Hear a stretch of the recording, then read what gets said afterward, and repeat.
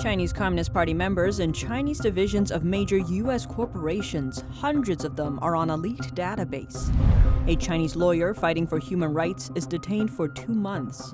His family members become targets of the communist regime, including his elderly parents. Another virus broke out in China under suspect circumstances. There are no human-to-human transmission cases reported. China retaliates to Australia and bans many goods from the country, but it cannot ban one thing that it desperately needs.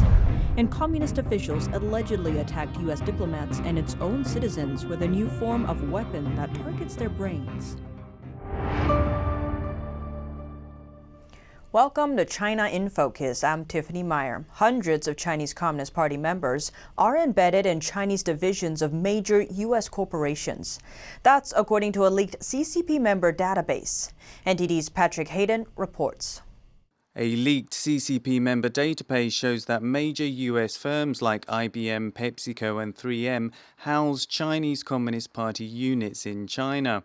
The nearly 2 million member list uncovers the scale of the CCP's influence on international companies. China analyst Bill Gertz told American thought leaders the CCP is like a mafia kind of system. They can use information that they gain from inside of companies or inside of foreign governments, and they know how to put all of this together. It's not disparate pieces of information. They have major plans in place. He says CCP members are devoted to the Communist Party, not to the nation of China. Yeah, it's not just a political party. It's an ideological drive, as I say in my book, to basically take over the world. The list shows that IBM has over 800 CCP members and at least 24 party branches. 3M has 230 members and 5 party units, while PepsiCo has 45 members in its unit. The Chinese regime requires any organization with at least 3 CCP members to form a party branch, and state media says 70% of foreign businesses in China have a party unit. China currently has about 92 million CCP members. Gertz says while the leak only represents a small number of the total members, it's a key piece in the puzzle because it lists names and party branches. And now we can start unraveling some of the CCP's networks. Reporting by Patrick Hayden, NTD News. A human rights lawyer in China has been arrested for his efforts of helping people who had been treated unfairly by authorities. Now, his family members are being harassed by police. Even their careers are at risk. NTD's Xiong reports. For 2 months, human rights lawyer Chang Wei-ping in northwest Chinese Shanxi province has been detained. The authorities said it was for inciting subversion of state power. His family members continually spoke out for him. As a result, they were threatened and monitored by police. Since last week, Chang's parents were summoned several times for, quote, provoking trouble. This was after they held up a display board outside the police station demanding the release of their son. Last week, a high-definition camera was installed on the door opposite to Chang's parents' home. The police stay around and come out to threaten anyone who visits the elderly couple. The director of the police station has repeatedly threatened to detain Chang's wife or limit her freedoms. The mobile phones of Chang's parents, eldest brother-in-law and father-in-law were all taken away, so they are unable to communicate with the outside world. One of Chang's sisters and brother-in-law are teachers. They were summoned several times last week by the County Education Bureau. His brother-in-law was arranged by the Education Bureau to stay at his parents' home all day and was forced to report Chang's parents' every activity to the authorities. Chang's eldest sister's family was also warned not to support him. They were told if they did, their son would not be accepted by any colleges, nor be qualified to be a government official later. Since all communication paths were cut off, no one knows what is going on with the case so far.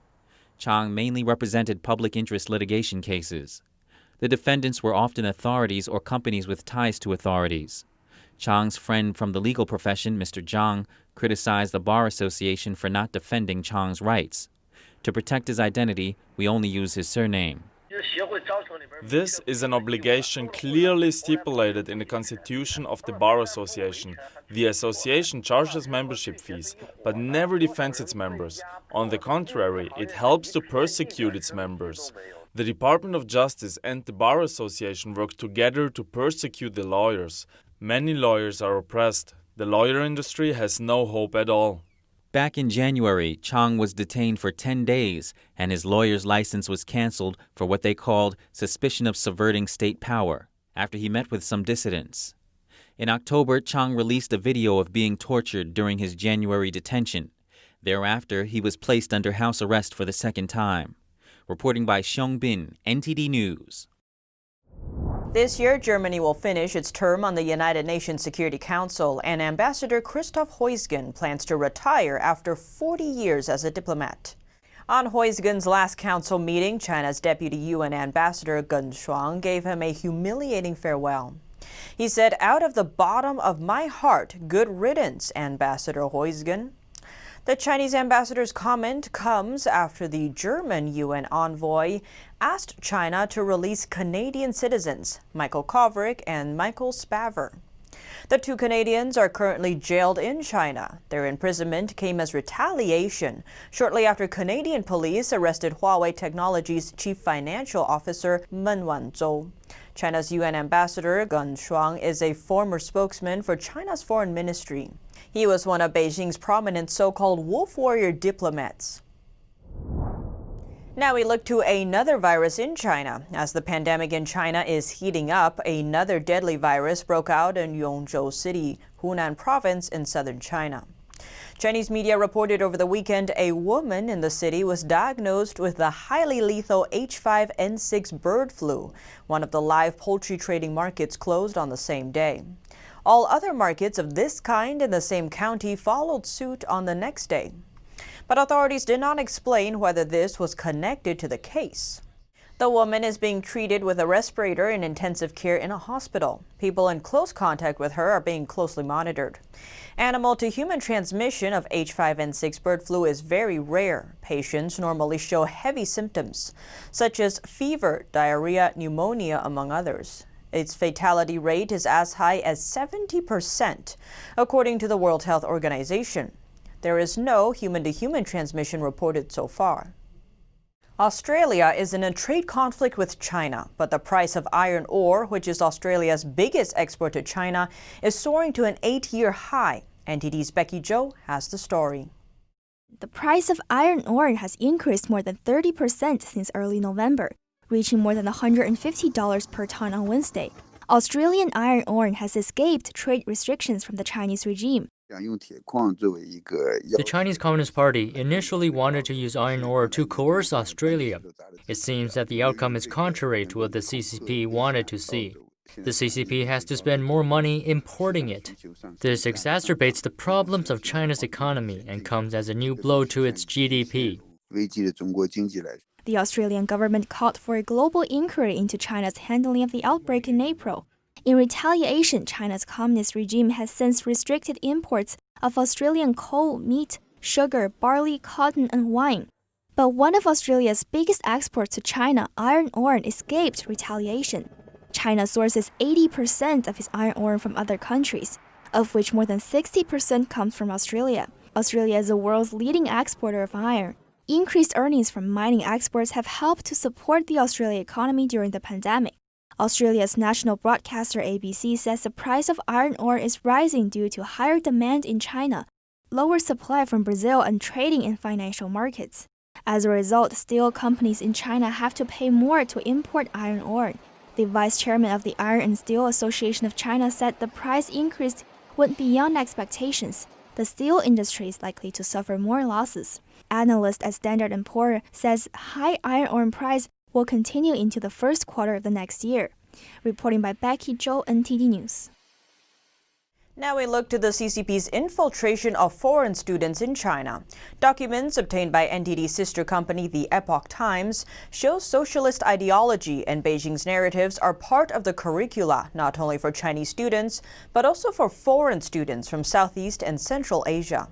It's closely related to Beijing's Belt and Road Initiative. Yunnan Mingzu University in southwestern China's Kunming City is one of the schools offering this program. The university explained its intention is to train talents for the Belt and Road Initiative operating in 5 southwestern Asian countries, like Cambodia, Laos, Burma, Thailand, and Vietnam. The Mekong River runs through all these countries, so the project is called Mekong Cooperation Project. In these Mekong Project countries, the CCP is promoting the Belt and Road Initiative with great effort.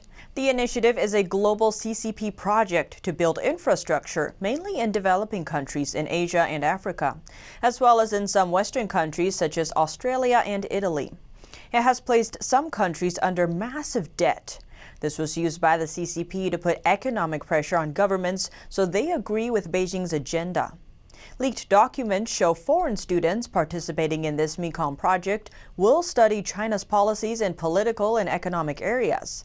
Classes would include theory and practice of socialism with Chinese characteristics and research on the CCP's innovative theory. Classes about Chinese culture have little to do with traditional Chinese culture, but aim to promote Beijing's narratives on its domestic and foreign policy. As for the financial aspect, the Mekong Talent Project applied for $1 million from the CCP. It covers the costs of training 100 university students, 100 government officials, and 3,000 workers from the countries. Another translator training program was allocated a $760,000 budget for the year 2018. It covers the cost of training 100 translators from 5 countries.